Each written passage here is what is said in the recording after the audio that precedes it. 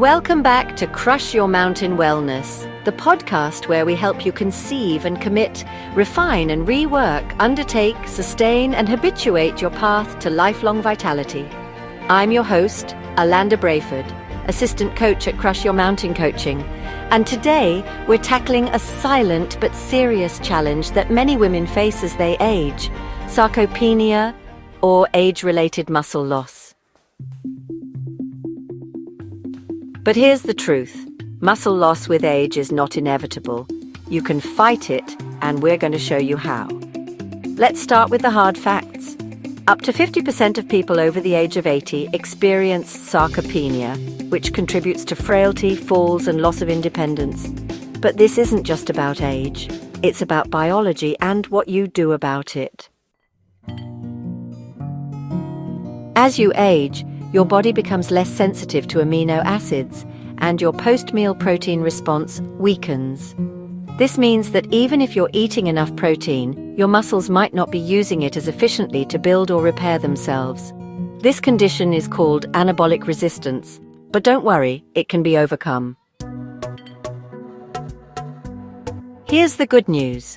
Exercise, especially resistance training, combined with well-timed protein intake, can turn the tide. One study found that early intake of quality protein, particularly within an hour or two of exercise, significantly boosts muscle protein synthesis in older adults. This is crucial because it means what you eat, and when you eat, it really matters.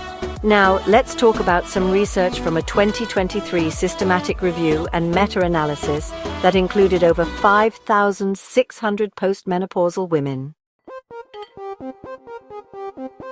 More lean muscle, less body fat, smaller waist circumference, decreased visceral fat, and the best combination? Aerobic and resistance training together. Aerobic workouts like brisk walking or dancing help with fat loss, while resistance training, think bodyweight exercises, resistance bands or dumbbells, supports muscle gain. So what can you do right now? Here are some practical muscle-building strategies tailored for menopausal and postmenopausal women. First, incorporate resistance training 2 to 3 times a week. Focus on full-body workouts that hit major muscle groups, squats and lunges, use a chair or wall for balance, modified push-ups or wall push-ups, resistance band rows and shoulder presses. Second, consume 20 to 30 grams of high-quality protein with each meal, especially within 1 to 2 hours after exercise. Think Greek yogurt with flax seeds, a smoothie with pea or whey protein, a stir-fry with tofu, tempeh, or lean chicken. And third, don't skip strength on cardio days. Even a 10-minute bodyweight circuit after a walk can stimulate your muscles. Now let's talk a little science. A study on whole-body protein metabolism showed that, surprisingly, protein turnover doesn't decline significantly with age when adjusted for fat-free mass. What does decline is how responsive your muscles are to protein and movement. This means intentionality is everything. What else influences this process? Hormones. Human growth hormone, or GH, increases protein synthesis in skeletal muscle. On the other hand, medications like prednisone, used for inflammation, increase protein breakdown and amino acid oxidation. But when GH is used with prednisone, it helps protect muscle tissue from being broken down.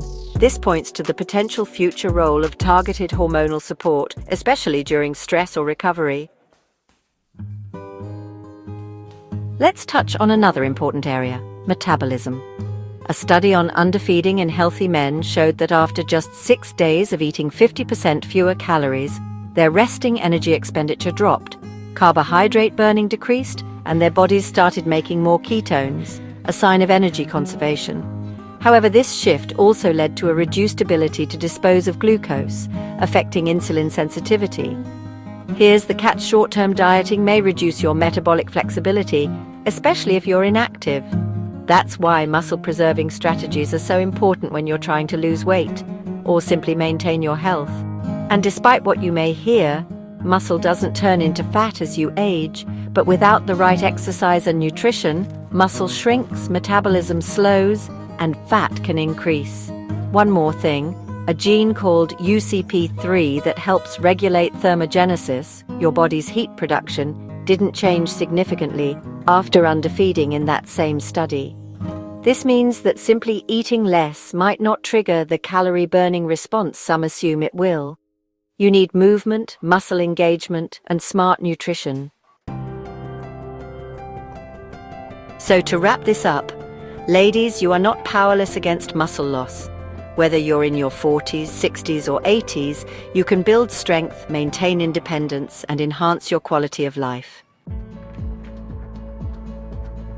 And remember, at Crush Your Mountain Coaching, we believe in empowering you to conceive and commit to a vision of lifelong strength, refine and rework your habits with science-based tools, undertake action with courage, sustain your energy and momentum, and habituate a lifestyle that keeps you thriving.